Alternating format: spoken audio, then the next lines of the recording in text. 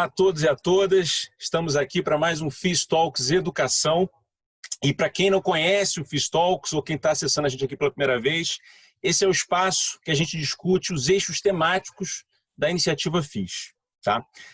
E o papo aqui é educação. E hoje a gente vai conversar sobre um tema que ele é tão atual quanto complexo, que é a questão dos impactos da pandemia na educação aqui no Brasil.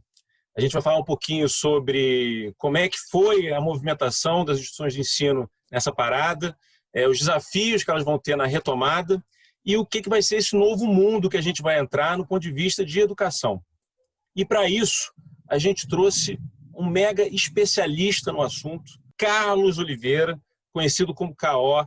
E K.O., a gente sempre começa esse bate-papo com você se apresentando um pouquinho, falando um pouquinho da sua história. Então, por favor, fala um pouquinho de você, pessoal que está assistindo a gente. Cristiano, você conhece um pouco da minha vida. Eu sou originalmente da área de humanas e sociais, mas nos anos 2000, 2001, eu fui para a saúde com o Sérgio Aroca e aí me tornei uma das pessoas que trabalham mais no Brasil com a questão da gestão de pessoas no sistema de saúde. Aí fui para a área do que eu gosto muito, que é das tecnologias, da mediação tecnológica. A gente chegava à conclusão de que era impossível, naquele momento, alcançar algo como 3.500.000 trabalhadores da saúde com aquele velho padrão ouro presencial, e que ficava com pessoas privilegiadas, 20 pessoas numa turma, e as pessoas dizendo que maravilha de formação. E eu sempre dizia que maravilha de exclusão, porque eu tenho que atingir o médico que trabalha no lado esquerdo do Rio Solimões. Ele é que é meu foco, é aquele que está trabalhando na Baixada Fluminense, não é aquele que consegue ser um dos 20 que entraram naquele curso maravilhoso. Então, eu comecei e fui fundador da universidade, Sistema Universidade Aberta do SUS, a UnaSUS, e aí continuei nessa trajetória e fui para o IFHT, que é o instituto onde eu estou agora, como vice-diretor, que é o Instituto Multidisciplinar de Formação Humana com Tecnologias, da UERJ. Sou agora, Cristiano, eu não sei se você atentou, sou assessor externo da OMS para a questão da estratégia de aprendizagem. A OMS tem uma preocupação muito grande com a formação dos trabalhadores em saúde no mundo inteiro, mas sabe também que esse modelo presencial não dá conta de atender a formação. A Covid nos mostrou isso. Só para ter uma ideia, nós conseguimos, em 3 meses, 4 milhões de acessos e estudantes na plataforma aberta da Organização Mundial de Saúde em cursos sobre a Covid. Seria impossível, com um vírus novo, com uma pandemia, a gente qualificar trabalhadores da saúde no mundo inteiro se não fosse usando a mediação tecnológica. E aqui no Brasil, eu estou no Laboratório de Inovação Tecnológica em Saúde da Universidade Federal do Rio Grande do Norte, que desenvolve, dentre outras coisas, o AvaSUS, que é o ambiente virtual de aprendizagem do Sistema Único de Saúde. Então, é essa área que eu estou atuando, mas especificamente agora também no Rio de Janeiro, eu coordeno uma comissão de especialistas sobre aprendizagem remota. O Estado do Rio de Janeiro ingressou no sistema público na questão da aprendizagem remota. Então, é isso que estamos agora tratando da retomada das atividades escolares, tanto nas escolas públicas quanto nas escolas privadas, no estado do Rio de Janeiro. Então, a gente acompanhando o que o mundo, o que a Unesco estão falando sobre retomada. Muito bom, K.O. Bom, obviamente eu não ia conseguir fazer justiça se eu te apresentasse igual você fez agora. Então, fiz muito bem de ter pedido para você falar aqui com a gente. Você falou um pouquinho sobre o impacto. Chegou dia 13 de março. O que aconteceu com a educação naquele momento? Como é que foi ali o trauma dessa parada e os desafios que vieram nas semanas seguintes?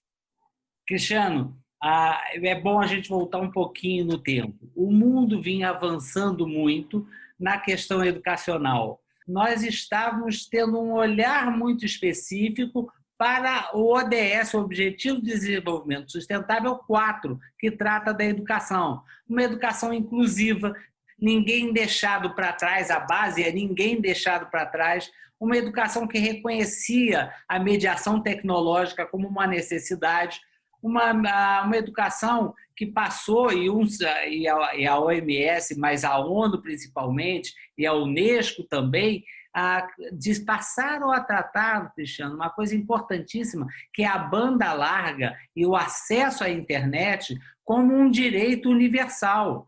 Não é mais possível na sociedade digital, em qualquer país do mundo, que nós não queiramos que ele se submeta à escravidão eterna. Esse país precisa dar a todos acesso a redes de banda larga, a computadores, a tablets, a smartphone, para que a sua população tenha acesso a este novo mundo. Era isso que nós estávamos pensando. E aí temos a pandemia. E não foi para celebrar meu aniversário, 13 de março. No dia 13 de março, os sistemas de ensino simplesmente acordaram tendo que enfrentar uma realidade. As escolas deveriam fechar e deveriam, no maior impacto da história mundial, é a questão da educação. Porque quando nós olhamos para trás, mas imagina a educação durante a Segunda Guerra. Tá bom, mas não era educação para todos, não eram sistemas inclusivos para todos os habitantes dos países, os direitos a acesso não eram existentes, portanto, não dá para comparar momentos. Então, foi uma disruptura absoluta. Cristiano, é sempre bom a gente lembrar que, naquele momento, a Unesco lança imediatamente uma coalizão para enfrentar a pandemia na área de educação. E eu sempre digo o seguinte, eu estava conversando com você, uma das bases para a gente enfrentar uma pandemia que a OMS tinha dito, o que era? Liderança, comando único e confiança da população naqueles que dirigem os processos. Nós perdemos os três. Esse tripé nós perdemos. E aí, quando nós perdemos esse tripé, a gente transformou uma pandemia num pandemônio e a gente conseguiu politizar o vírus. Então, quem defende cloroquina é a favor de uma parte do vírus, quem defende, enfim, qualquer outra coisa, isolamento, como alguma coisa que possa evitar. Enfim, nós transformamos num jogo de Fla-Flu. E aí enfrentamos as nossas escolas públicas e as particulares àquela realidade. Não podemos continuar mais. Foi absolutamente essencial, Cristiano. Se nós colocarmos no dia 21 de abril, nós tínhamos 1 bilhão, não é 1 milhão, é 1 bilhão e 600 milhões de alunos fora das redes de ensino, quer seja na educação infantil, quer seja no ensino fundamental, de educação fundamental, no ensino médio ou ensino superior. Isso era 90,1% de todos os alunos. Imagina que isso, então, tem a repercussão de professores, de equipes pedagógicas, equipes dirigentes, pessoal das cantinas, pessoal de limpeza, pessoal de transporte escolar. Então, isso gira num montante de pessoas muito grande. Foi importante, por exemplo, o Estado do Rio de Janeiro imediatamente ter feito um lockdown das suas instituições de ensino. Por quê? Porque uma universidade é um hub. Todo mundo chega de todos os lugares, é como se fosse um aeroporto. Todo mundo chega na mesma hora, circula, aglomera, vai para suas salas, entra em elevador, sobe rampa, no caso da UERJ, desce rampa, se abraça. É impossível, numa universidade, que ela não se transformasse num local de imediato contágio. E assim também nas escolas. Então, foi muito importante que a gente conseguisse isolar naquele momento. Por outro lado, também, Cristiano, a gente já sabia, e a Unesco estava avisando, nós temos problemas muito sérios nessa parada. O primeiro deles é que nós podemos estar afetando seriamente a questão nutricional de crianças que dependem da comida da escola no mundo inteiro, não é no Brasil só, não é no Rio de Janeiro, que não tem alimentação adequada fora do sistema de ensino. Nós estamos aumentando a violência contra a criança. As crianças, muitas vezes, e adolescentes, estão com seus molestadores dentro de casa e são violentadas dentro das suas próprias casas. E não existindo escola, essa criança não é observada, esse jovem não é observado pelo professor, que vê uma marca estranha no corpo, que chama o conselho tutelar, que chama o Ministério Público, que toma as ações devidas, que manda para a Secretaria de Saúde. Então, as notificações de violência contra a criança caem terrivelmente. Ainda, do ponto de vista pedagógico, Cristiano, nós vamos ver que uma criança mais jovenzinha, uma criança de 5, 6 anos, 4 anos, 3 anos, o convívio é absolutamente necessário. Nós podemos ter retrocessos de aprendizagem muito significativos para as próximas décadas, não é para agora. A ciência nos mostra que até os 4 anos as crianças aprendem substancialmente tudo aquilo que vai ser fundamental para ela aprender no futuro. Não é verdade? E quando nós privamos essas crianças do contato social, é como se nós tivéssemos, nós que sempre achamos que homeschooling, né, que é aquele aprendizagem de casa, como um direito, eu sempre fui contra. Por quê? Porque é absolutamente necessário no processo educacional que você interaja. Tem uma questão social muito importante da formação individual e da formação de uma criança que é mais diversa, que respeita direitos dos outros, que é mais inclusiva, que interage com o mundo, do que ela ficar dentro de casa. Imagina, a gente conversava sobre isso, há impactos muito grandes. Imagina, Cristiano, que eu tenho 3 filhos, por exemplo, 3 filhos na escola, mas eu tenho um computador, que eu também estou fazendo home office. E eu tenho que disputar o horário para quem é que vai entrar em que momento dentro da aprendizagem remota.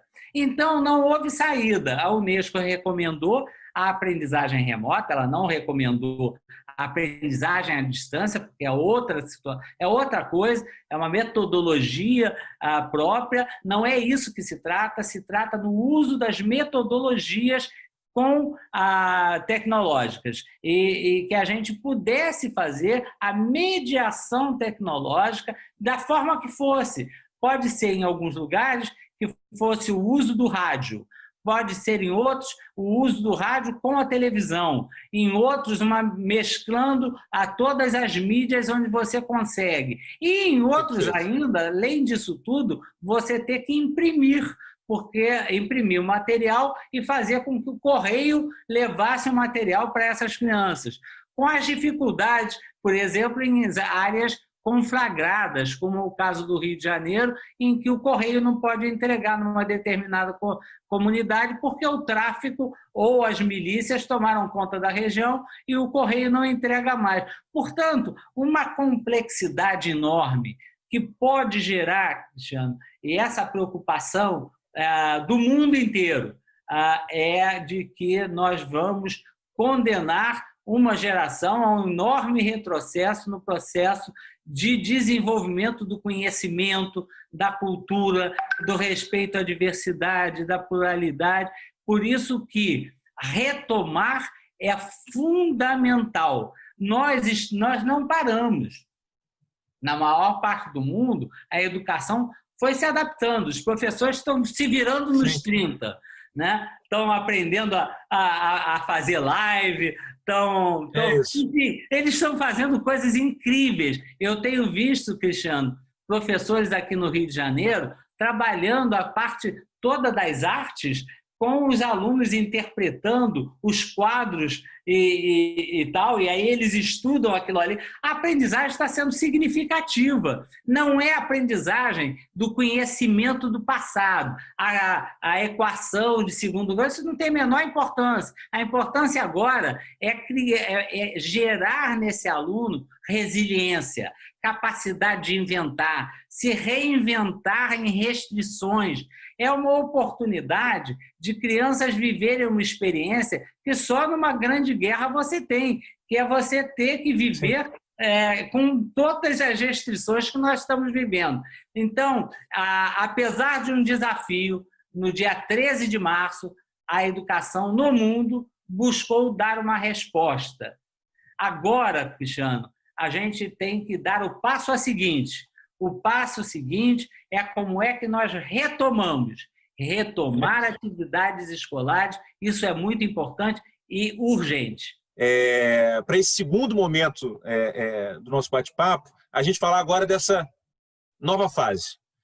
Passou o susto, estamos nos adaptando aqui a essa realidade nossa. Como vamos voltar e, principalmente, como é que vai ser esse novo mundo educacional? O que a gente imagina que vai ser esse novo ecossistema de educação? Tá? Bom, então a gente encerra essa primeira parte nossa aqui. Muito legal esse bate-papo, a gente tem muito tema aqui para a gente conversar, mas eu queria agradecer a todo mundo que assistiu a gente. Quem quiser ficar atualizado aí com todos os conteúdos da Iniciativa FIS, marque o nosso sininho no canal do YouTube. E quem quiser conhecer mais sobre a iniciativa, entra no nosso site, que é o www.fis.org.br. Obrigado e até daqui a pouco.